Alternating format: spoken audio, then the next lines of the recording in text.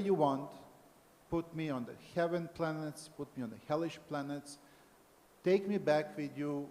Do whatever you want as long as I remember you and stay all the time connected with you. That's the really attitude of a devotee.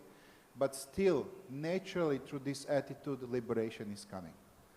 So that's something which is happening, how the purity is growing up. We are closer and closer to liberation. Now, in the purport of this same verse, 15, Srila Prabhupada is saying that there is distinction between Krishna consciousness, Maya consciousness. He is explaining Maya consciousness nicely. He's called it guneshu, means we are under three modes of nature, three gunas. And we have these different qualitative activities with the central attachment for material enjoyment are the cause of one's conditional life. That means every time when we have material desires, means that we are in the chain of conditional life, means definitely that we are in Maya consciousness. In the case if those desires are nothing more but to serve the Lord in one way or another, in that case this is Krishna consciousness. So desire to do certain things with material energy or with material things is not necessarily Maya consciousness as long as we use all these material elements in the service of the Lord. But if we are serving to make pleasure to ourselves and others who are not devotees or maybe devotees but who doesn't need that kind of pleasure, in that case that's a Maya consciousness. And we should be very careful about that, especially those who are trying to become devotees. Now, first advice that Lord Kapila is giving his mother, who gave his mother, is, this is 25:36. In 25:25, the Lord Kapila told his mother that she needs to have association of pure devotees. Association of pure devotee is essential because it's very hard. We cannot achieve alone. And Srila Prabhupada mentioned that several times in that purport, that it's very hard somebody just to read and chant alone without association of pure devotees is almost impossible to achieve the Krishna consciousness. And although we theoretically have association of the Lord, right, through the holy name and through scriptures, still it's very hard. Why? Because we need to chant name purely to be able to association of the Lord.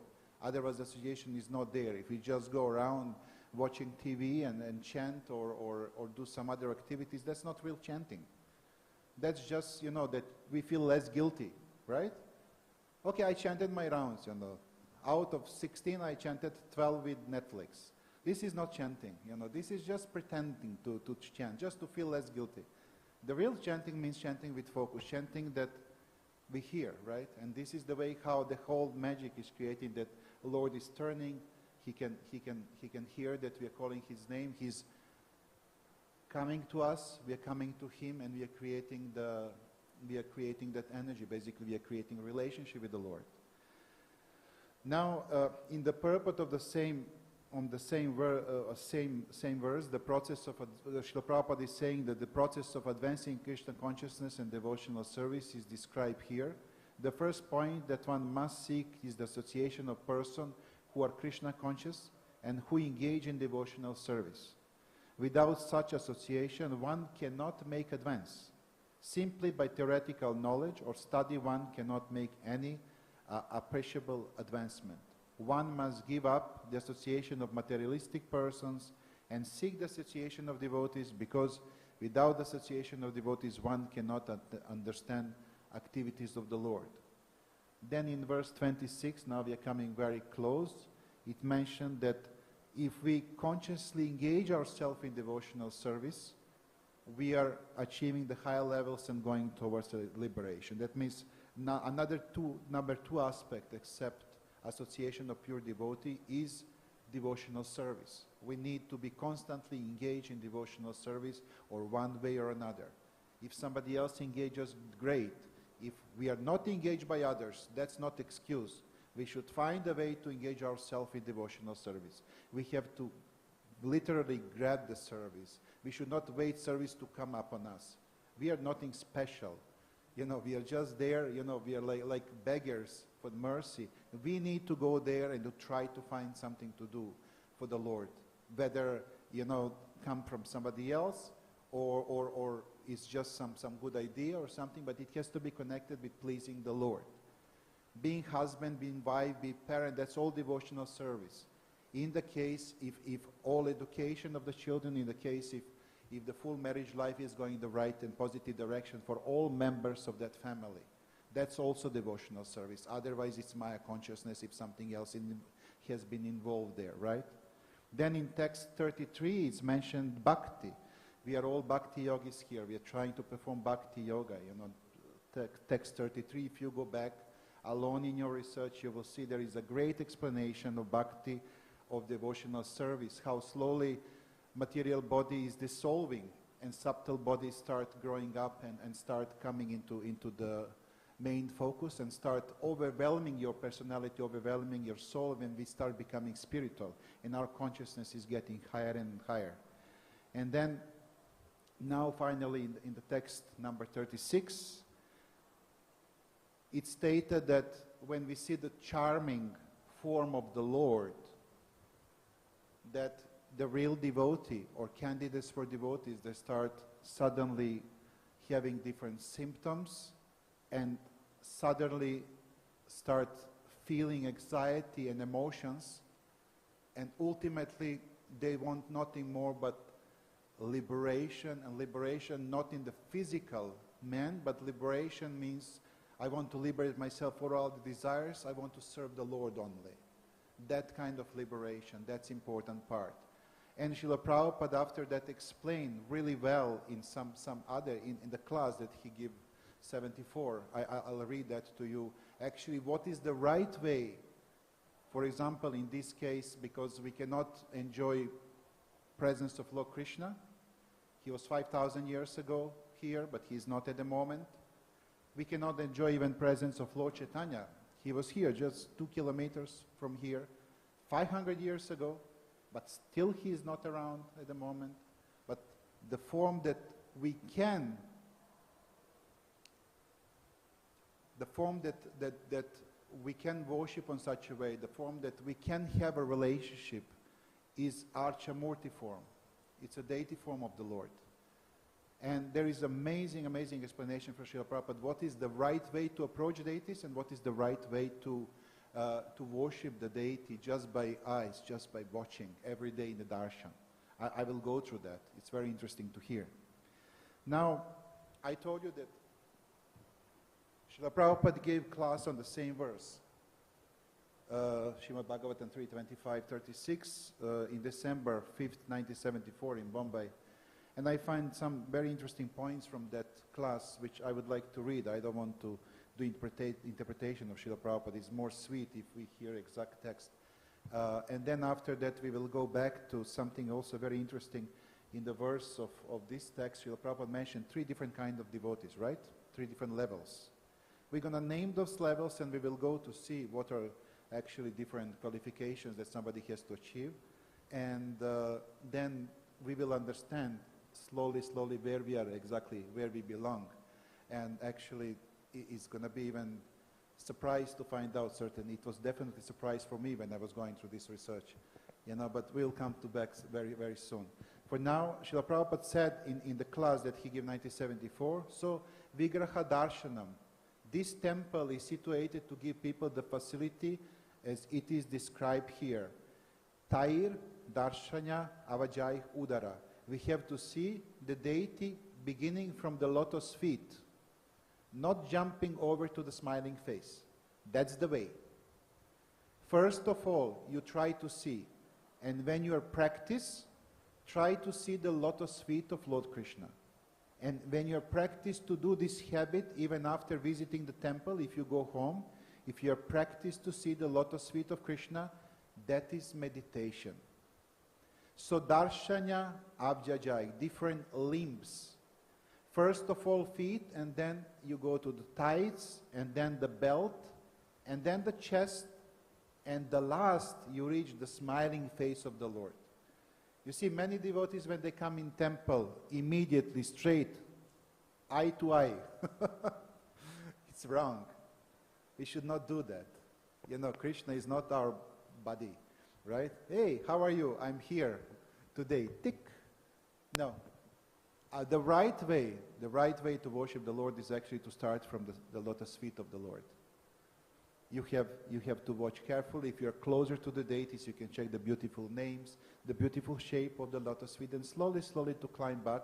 You come to the thighs, then you check the limbs, you check his beautiful hands.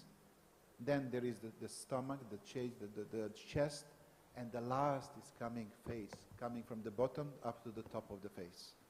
And then don't stay too long on the face, offer obeisances, and go back down to the lotus feet. Because lotus feet is the shelter that you want to achieve.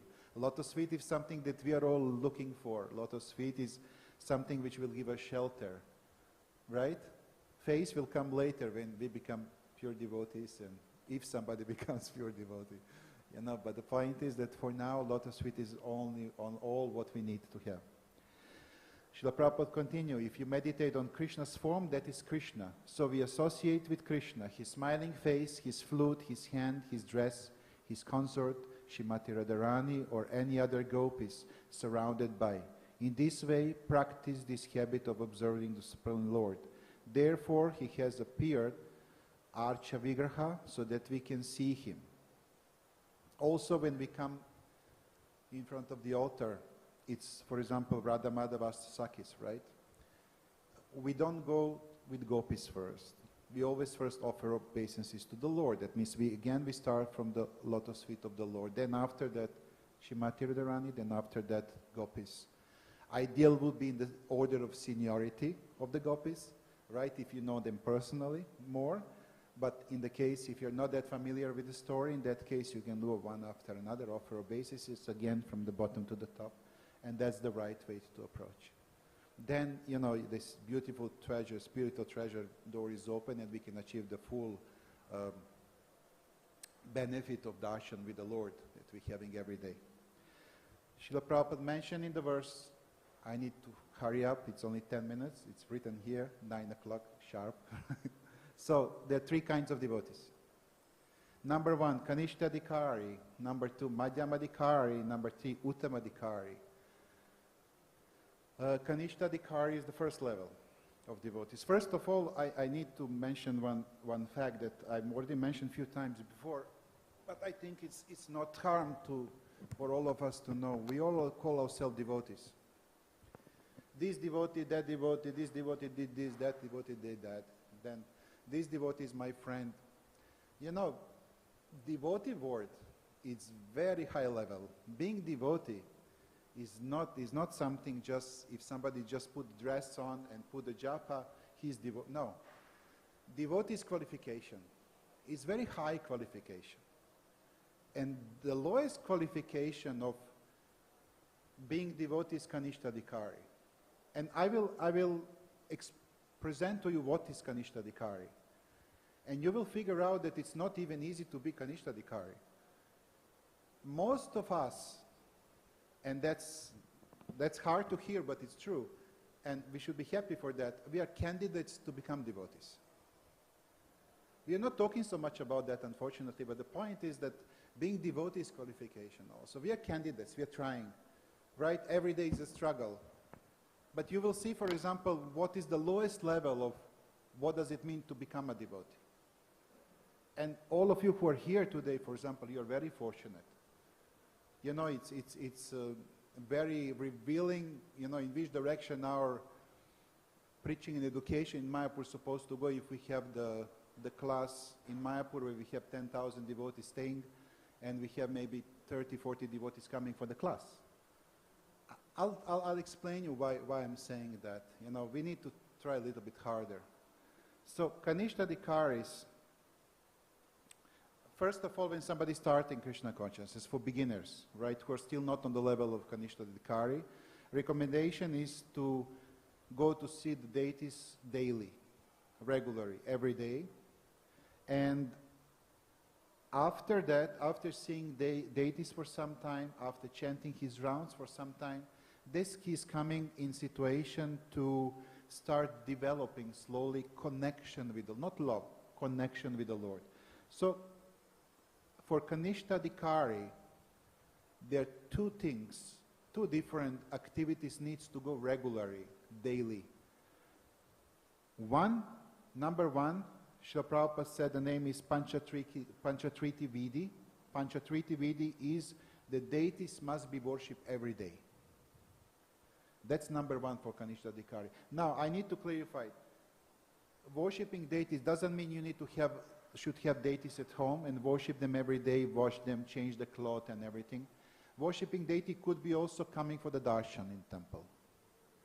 Worshipping deities could be also in the mind. The main thing to spend some time with archa, vigraha, with murti, form of the deities. So the point is that we have to clarify that.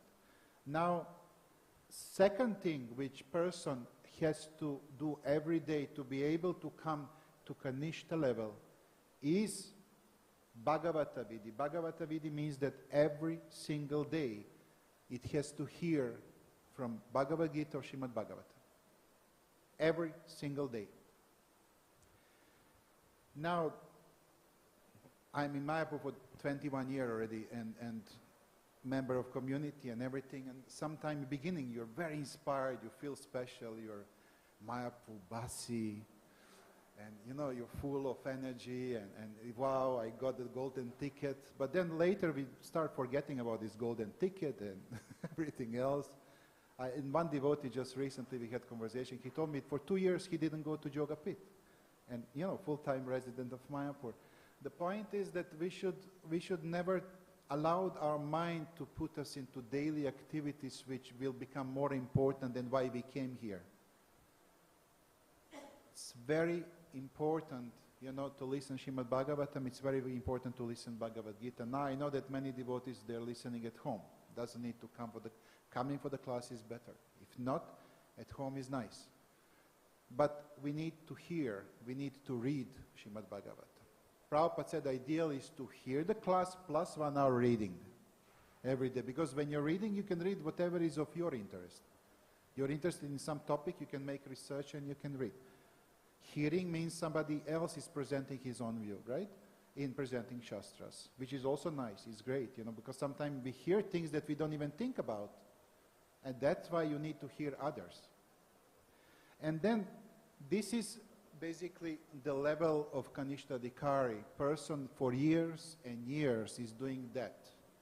Coming for the class, listening Srimad Bhagavatam, listening Bhagavad Gita, and doing deity worship on different ways.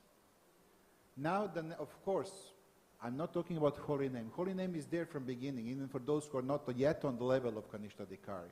Holy name should be there and it needs to be followed regularly. Now, after some time, if person is doing that sincerely, it's coming to the level of Madhyama Adhikari. Now, listen, I'll tell you why it's important to know what is Madhyama Adhikari, because original idea of Srila Prabhupada for Mayapur was that it should be many Madhyama Adhikaris here. When devotees come for the festival or during year, they're coming for education and they will be educated by Madhyama Adhikaris. And you will understand when I give you explanation why it's very important that holy places, on Madhyama Adhikari level, person wants just to live in the holy place. Just wants to spend time where is the Lord. He doesn't want to mix anymore with the outside. And that's a great level, but there are certain more things. It's not just enough to love holy place. There are certain criteria needs to fill up. So, Madhyama Adhikari is not only interested in deity worship. He knows who is devotee and who is not devotee. He can recognize. Just by watching, he will know. He will know who is innocent and who is Bhagavan, who is pure devotee. He can recognize that also. Ishvara tada bineshu balisheshu. Balisha means innocent. There are many innocent men. They are not known what is to be done, who is God. They are innocent. They are not offender. But there are others also who are offenders, dvishad. And dvishad means envious. Dvishad is very important when you see somebody who is envious, who has this kind of characteristic in his heart. This is a dangerous situation because that enviousness can pass from one person to another.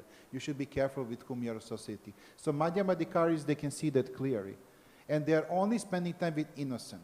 Now that innocent person could be Kanishta-dikari, could be also Madhyama-dikari, it could be even candidate for devotee, but it's safe to spend time with them. They can preach to them. They are called, so Madhyama-dikari, he knows God, he knows Krishna, and so he wants to develop his love for Krishna. There is the verse, Avyata kalam vasati namagane sadaruchi, the Madhyama-dikari, he wants to see that not a moment is wasted without Krishna consciousness. That is Madhyama-dikari. In Chaitanya Charitamrita, in Madhya Lila 23, 18, 19, I will come back to that verse later because it's very important for us. There is explanation that, you know, many times we mention that every day, the whole day, you need to think about the Lord. You need to do everything connected with the Lord whole day. Yes, that's the goal, but that's very high level. That's an exceptionally high level of the consciousness. That's actually level of Madhyama-dikaris. You know, but it's not easy to... So basically, if we put goal over there and we are somewhere over here, gradually per time we will come to that level. But Madhyama-dikari is already on that level. The whole his day, it's connected with service to the Lord. Means he is always around temple, he's always doing transcendental service, he's either chanting, he's either preaching, he's either, I don't know, going in Sankirtan or helping devotees, other service. But what is most important, even in the mind, he's thinking about the Lord all the time. It's not enough just outside to do things and in the mind you have something else. The mind is occupied with service of the Lord. That's the level of Madhyama-dikari. And he got also very special taste for chanting Hare Krishna Maha Mantra. Basically, when Madhyama-dikari is chanting Hare Krishna Maha, he's very careful how he's chanting. He usually doesn't walk so much, he mostly sits. He sits in the right position. He closes his eyes or watching in the deities, and he's chanting and trying to hear himself. That's Madhyama-dikari. Now, the biggest characteristic, how you can recognize Madhyama-dikari, is that he desperately wants to live in the holy Dham, either Vrindavan or Mathura or Mayapur, basically where Krishna lived. He doesn't want to live anywhere else. He doesn't want to stay in the places where there is no trace of the Lord. Now that change again when you come higher. I'll tell you that. But for Madhyama-dikari, that person stays in the holy place all the time. And the reason why he's staying is not because it's cheap life, because, you know, you have samosas everywhere, because, you know, no. He stays there because he can feel the Lord, he can sense the Lord, he feels closer to the Lord. He feels closest to the Lord. I mean, holy places are famous for that, where you can really feel, you can sense. You can imagine how many thousands and millions of times, you know, Chaitanya Mahaprabhu made the footsteps around us, around this area. He was really walking here. He was really here. Sometimes we are not conscious of that. But the point is that that energy, that presence is still here, and we can have a great benefit of that. So,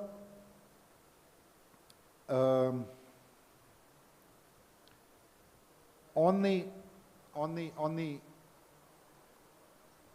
business, only activity that Madhyama-dikari wants to do during the day is to increase the love of God.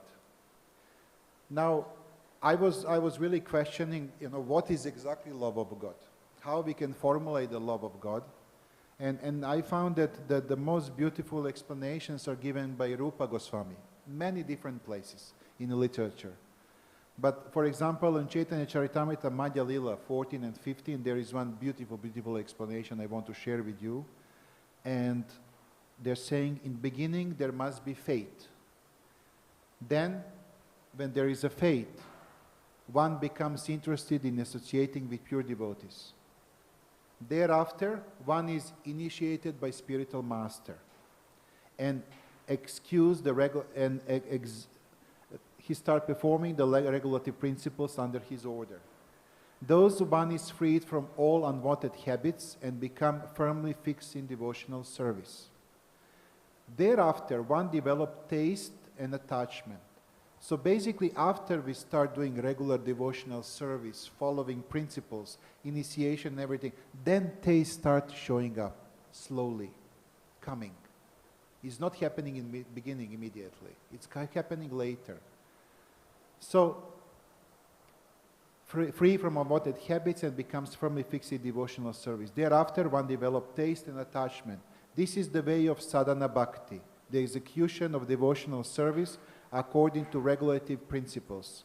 Gradually, emotions intensify, and finally there is awakening of love. This is the gradual development of love of Godhead to devotee interested in Krishna consciousness.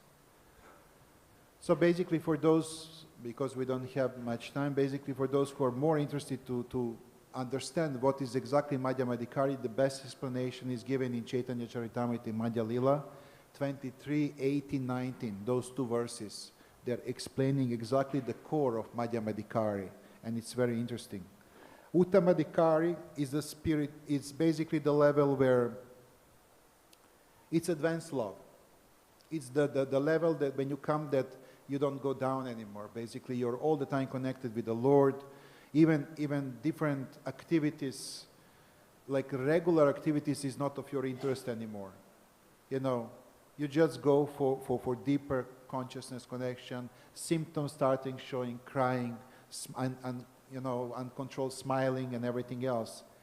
And there's only one group Srila Prabhupada mentioned, which is coming from Uttamadikari to Madhyamadikari, are those who get order who get order basically to preach, to become spiritual masters. So many of our spiritual masters, actually, they are on Uttamadikari level, coming down to Madhyamadikari, because preaching is happening on Madhyamadikari level, you know, to spend time with us and to teach us Krishna consciousness. And then, when that process is over, usually towards the end of their life, they go back to Uttamadikari and they go back home to Godhead. Uttamadikari is very advanced level, very developed level. It's very hard to achieve it. Once you achieve, there is no going back anymore. The main characteristic of Uttamadikari is, I believe that everybody else is devotees except me. The guy even who is doing some nonsense is devotee. Everybody is devotee. I'm only not qualified. I'm not devotee. I'm so fallen.